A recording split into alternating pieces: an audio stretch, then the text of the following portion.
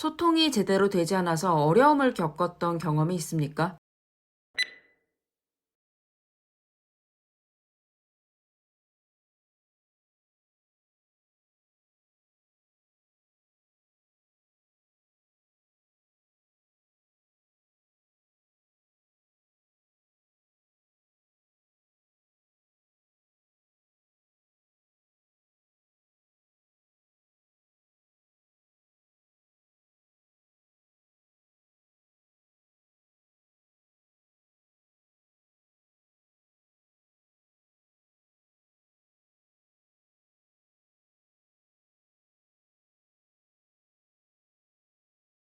안녕하세요, 면쌤입니다. 저희 오늘은 소통이 제대로 되지 않아 어려움을 겪었던 경험에 대해 파헤쳐 볼 텐데요.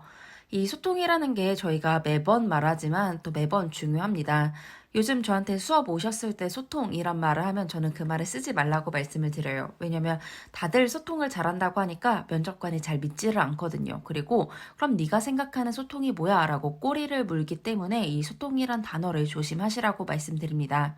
그래서 면접관들은 이 소통 이러고 자기가 소통을 잘한다고 자꾸 말하니까 구체적인 소통이나 불통의 사례에 대해서 묻게 되는데 이 질문이 바로 불통에 대한 사례를 묻는 질문입니다.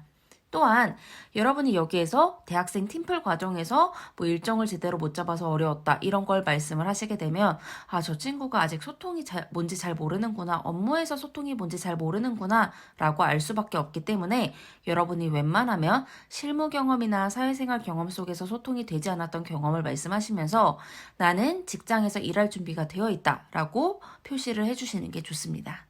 자, 그렇다면 먼저 우리 직무에서는 어떤 소통이 필요할지를 먼저 찾아봐 주셔야 됩니다. 부서마다 소통이 필요한 경우가 다 다르게 됩니다. 뭐 부서 내부 간 소통할 수도 있고 외부 부서와 소통할 수도 있고 요청하는 소통, 합의해 나가는 소통 등등 소통의 유형이 다양한데 우리 직무에서는 주로 어떤 소통이 필요할까를 먼저 생각을 해봐 주세요. 그리고 그와 비슷하게 했던 경험들을 좀 생각을 해봐 주시면서 어떤 경우에 소통이 잘 되지 않았고 잘 되지 않을까를 한번 생각을 해봐 주시면 좋을 것 같습니다. 예를 들어서 서로에 대해 업무를 모를 때라든가 서로 주어진 목표가 다를 때 소통이 좀 잘 되지 않겠죠. 이때 쟤 답답해. 제가 일을 못해서 소통이 안 됐어. 이런 소재를 찾기보다는 우리가 어쩔 수 없는 환경에 놓여 있었기 때문에 소통이 잘 되지 않았고 내가 노력했어 라는 얘기가 들어가는 게 좋습니다. 또 배우고 느낀 점이 있었어야 내가 이만큼 직장 생활과 사회생활 할 수 있어 라고 말할 수 있거든요. 그래서 이 직무에서는 어떤 걸 유의하고 조심해야겠구나, 내가 이후에 어떻게 달라졌어 라는 내용까지 같이 들어가면 좋습니다. 그렇다면 소통이 안 되는 이유들에는 어떤 게 있는지 살펴볼게요. 먼저 부서 간 업무를 이해 못해서. 각자 부서가 하는 일이 다르고 다룰 수 있는 기술들이 다르기 때문에 이해 못해서 소통이 안 될 수가 있고 또 어떤 외부적 환경으로 인해 오해가 발생해서 소통이 되지 않을 수도 있습니다.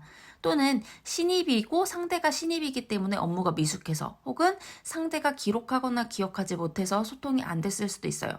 다만 여러분이 사용하시면 안 되는 거는 쟤는 왜 저래? 제가 멍청해서 일을 못했어. 나는 맞았는데 쟤는 틀렸어. 이런 답변들은 지양해 주시는 게 좋습니다. 두 가지씩 한번 살펴볼게요. 네, 저는 경험 당시 소통이 원활히 이루어지지 않았던 경험이 있습니다. 혹은 네, 저는 경험 당시 어떠한 이유 원인으로 인해 소통에 어려움이 생겼던 경험이 있습니다. 라고 말씀하신 다음에 템플릿 볼게요. 당시 누구와 어떤 이유로 소통을 진행해야 했대요. 하지만 어떠한 불통의 원인으로 인해 문제가 발생했고 내가 소통을 잘하기 위해 노력한 결과 성과를 이뤄내면서 이 자세, 소통 자세의 중요성을 알게 되었습니다. 라고 말씀을 해주시면 여러분이 어떻게 노력을 했었고 뭐를 배웠고까지 아주 짧게 들어갈 수 있어요. 혹시 여러분이 이 답변을 정리했을 때 답변 길이가 조금 길어진다면 반드시 줄여주시길 바라겠습니다. 여러분 오늘도 고생 많으셨습니다. 소통이 제대로 되지 않아서 어려움을 겪었던 경험이 있습니까?